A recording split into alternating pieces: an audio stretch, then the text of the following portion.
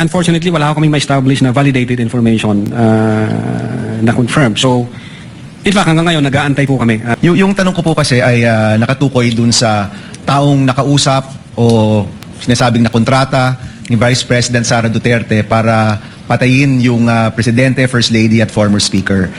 So, tinuloy niyo po ba yung investigasyon para mahanap ang taong ito? Well, aside from the fact, Your Honor, na nag-issue kami ng subpoena sa Vice President para makakuha ng information, kasi we need a validated information, we need a confirmed information. Nung inissuean namin ng subpoena yung mga media personalities, bawat isa sa kanila na nag-appear, tinanong din po namin, nandun ka ba nung sinabi ito ng Vice President? Hindi ko po tinatanong kung sinabi ba ito o hindi. Dahil may witness rin po tayo nung nakaraang linggo na nasabi nga ito at napanood naman natin po lahat. Ang tanong ko, tinuloy niyo ba yung investigasyon para matukoy ang taong ito? Nagtanong kami, Your Honor. We tried to elicit information both from those people who have personal knowledge during the online press conference.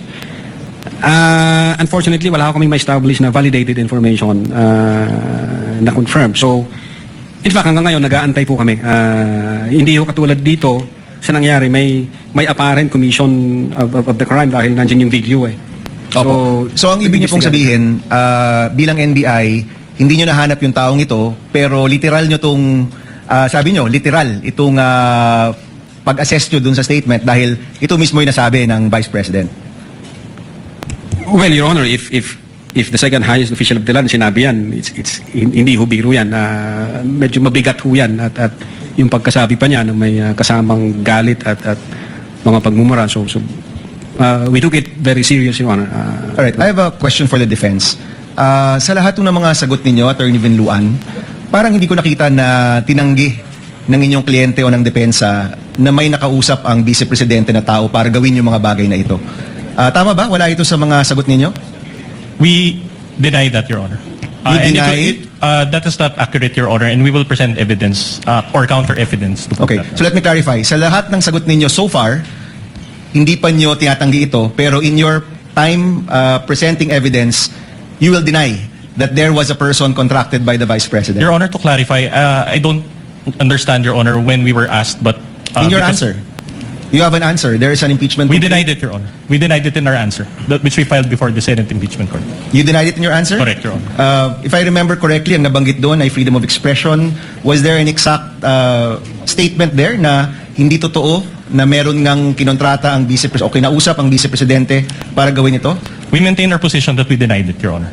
Okay. It is there in our answer. Mr. President, I don't want to take up time, but I do want to check the official records and look for this because I don't remember seeing that in any of your answers, Mr. Your Honor, all allegations were denied. It's a general denial, a blanket denial. There were, that was the general denial, and there were also specific denials. Okay, we'll take a look, Mr. Presiding Officer. Hanapin natin to. And if I may come back to this once we take a look at the records, Mr. Presiding Officer. The gentleman may do so at the appropriate time. With the permission of Senator Judge Erwin Tulfo, since nakatayo na po si Senator Judge Ejercito, ang papaunahin ko nang bumuna siya. Senator Judge Tulfo, Ejercito is recognized. You have 2 minutes, sir. Thank you, Mr. Presiding Officer. Tanong ko lang, no, just to clarify, may we know it if the NBI has the authority to issue subpoena against impeachable officials? Kasi kanina po, no, sa mga pinisend kanina, subpoena po ang inyong pinadala sa Vice President instead of a mere invitation. Yun lang po, clarify ko lang po. Yes, Your Honor. Under Republic Act 10867, the NBI has authority to issue subpoena. And as a matter of fact, the case involving the Vice President falls under Section 5, Paragraph G, which the NBI has primary jurisdiction to undertake investigation, Your Honor. Likewise, for the information may we know what constitutes a grave threat that will prompt the NBI to conduct an investigation as compared to a light threat? No? What are the elements that are needed to be present to be considered a grave threat? Well, for grave threat, Your Honor, if naalala ko siya, if a person threatens another person with the infliction upon the latter's person, property, or honor, or that of the latter's family,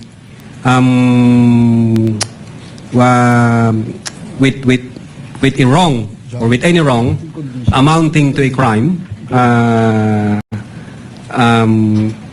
if that threat is with condition or without condition, or with involved with monetary consideration. Yun po, Your Honor, yung kabuuan nung sa grave So threat. yung grave threat po, may condition? Or walang condition? The crime of grave threat, Your Honor, can be committed with or without condition. With or without condition? So as an investigator, have you ever investigated and filed a complaint for grave threats apart from this one? Again, Your Honor, As an investigator, have you filed any case or investigated and filed a case for grave threats against anyone aside from this, excluding this one?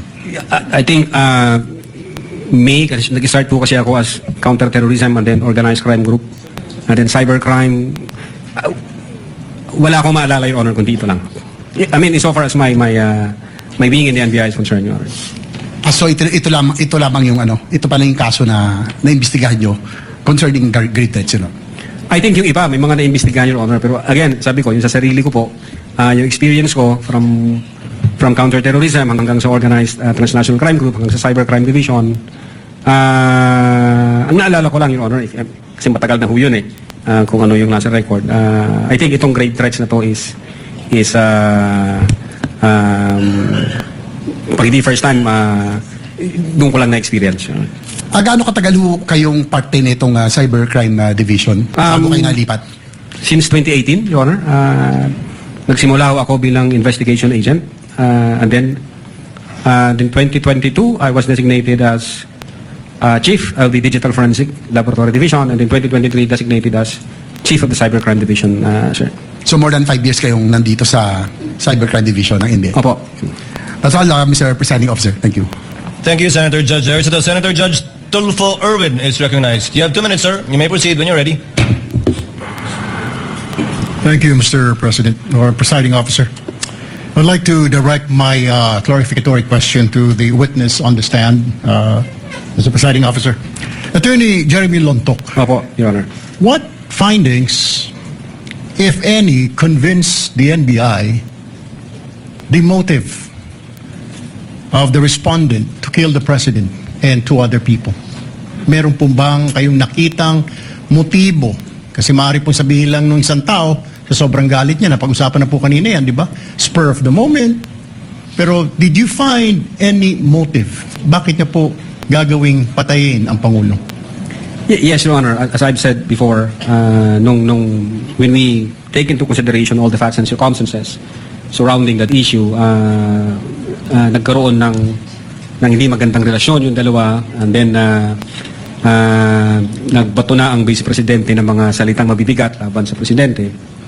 Pinapakita doon sa October 18 toxic na nga yung relationship nila. Galit na galit si Sara dahil sinasabi ng Vice Presidente is politically motivated yung pag-attack sa kanya. And then at the same time, pinagtutulungan siya ng buong gobyerno. So, then the trigger ho yun, if my memory serves me right, nung incident nangyari noong 23 November 2024. So parang nagpatong-patong na ho siya, convolution ng iba't ibang issue. So nakita ho namin, talagang galit ang Vice Presidente sa Presidente. Okay, so you saw that the Vice President is very angry, right? Galit po siya. Did the investigation uncover any evidence, if there's any, that the respondent had taken steps to carry out these threats or these statements that she made in public, on online? Did you have or did you cover any evidence? Your Honor, insofar as the Cybercrime Division is concerned, we focuses on the investigation on the alleged grave threats and inciting to sedition. Ngayon, pagdating doon ng whether or not meron na-execute na o may inutusan, I think ang makakasagot po niyan, Your Honor, yung aming director, kasi sa kanya po yung pool ng information. At at the same time, yung jurisdiction na yan, nasa intelligence service po namin. Kami ho nasa investigation service. So, insofar as the NBI, Cybercrime Division is concerned, at that time, nakafocus po kami sa grave threat and inciting to sedition. But insofar as whether meron na bang in-engage ang Vice Presidente, jurisdiction ho yan ng aming intelligence service, at maybe ang makakasagot niyan yung aming director kasi siya po yung recipient ng full of information from different divisions and regions. You mean inciting to sedition will be answered by the director, is that correct? Kasi parang hindi po natalakay kanina yung inciting to sedition. Is it?